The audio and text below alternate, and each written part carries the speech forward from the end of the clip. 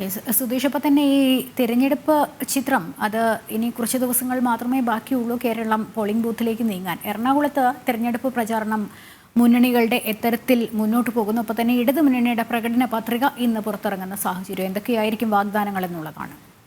ലക്ഷ്മി, ഏറ്റവും പ്രധാനമായും എറണാകുളത്തെ സംബന്ധിച്ചുള്ള നിരവധി പ്രശ്നങ്ങൾ നിലനിൽക്കുന്നു. അതിനൊക്കെ കഴിഞ്ഞ പല പ്രാവശ്യവും ഇടതു മുന്നണി മൊത്തത്തിൽ തന്നെ വലിയ വാഗ്ദാനങ്ങൾ നൽകിയെങ്കിലും ഒരു കാര്യങ്ങളും കൃത്യമായി നടപ്പാക്കാൻ സാധിച്ചിരുന്നില്ല. അതേ സാഹചര്യം തന്നെ UDF-നെ സംബന്ധിച്ച് നിലനിൽക്കുന്നു.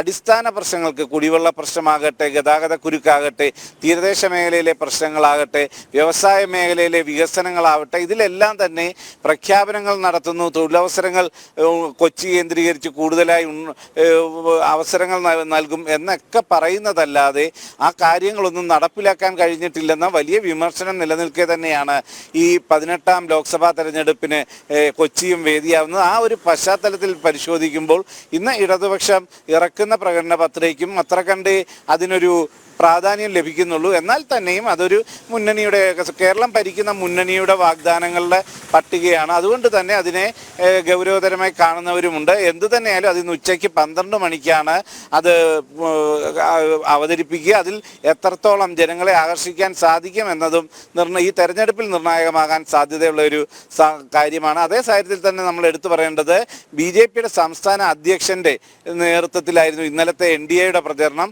ഇവിടെ BJP അധ്യക്ഷൻ നിരവധി കുടുംബ സംഗമങ്ങളിലും മറ്റും പങ്കെടുത്ത് സംസാരിക്കുകയും രൂക്ഷമായ രീതിയിൽ LDF-നും UDF-ൻ്റെയും പോരായ്മകൾ ചൂണ്ടിക്കാണിക്കുകയും വിമർശിക്കപ്പെടുകയും ചെയ്തു. രാഹുൽ ഗാന്ധിയുടെ കാര്യങ്ങൾ, അതോടൊപ്പം തന്നെ ഇവിടെ നിലനിൽക്കുന്ന രാഷ്ട്രീയ സാഹചര്യം, ഇതെല്ലാം തന്നെ വിശദീകരിച്ചുകൊണ്ട് ഉള്ള പ്രചരണങ്ങൾക്കായിരുന്നു K. സുരേന്ദ്രൻ്റെ നേതൃത്വത്തിൽ ഇന്നലെ മുന്നോട്ട് പോയത്. അത് എല്ലാം തന്നെ NDA ക്യാമ്പിനെ കൂടുതൽ ഉണർവ് നൽകിയിട്ടുണ്ട്. അതേ പശ്ചാത്തലത്തിൽ തന്നെ UDF-ൻ്റെ പ്രചരണവും ശക്തമായി തന്നെ മുന്നോട്ട് പോവുകയാണ്. ഇവിടെയും ഒരു ത്രികോണ മത്സരത്തിൻ്റെ അന്തരീക്ഷം തന്നെ നിലനിൽക്കുന്നു. അതിൽ ഏത് രീതിയിലേക്ക് മാറും, ഭരണവിരുദ്ധ വികാര വോട്ടുകൾ എവിടേക്ക് കേന്ദ്രീകരിക്കും, മറ്റ് സാമുദായികമായും മറ്റുമുള്ള സമവാക്യങ്ങൾ എത്രത്തോളം പ്രതിഫലിക്കും, ഇതിനെ എല്ലാം ആശ്രയിച്ചായിരിക്കും എറണാകുളത്തെ ഒരു തെരഞ്ഞെടുപ്പ് ഫലം ഉണ്ടാവുക. ലക്ഷ്മി.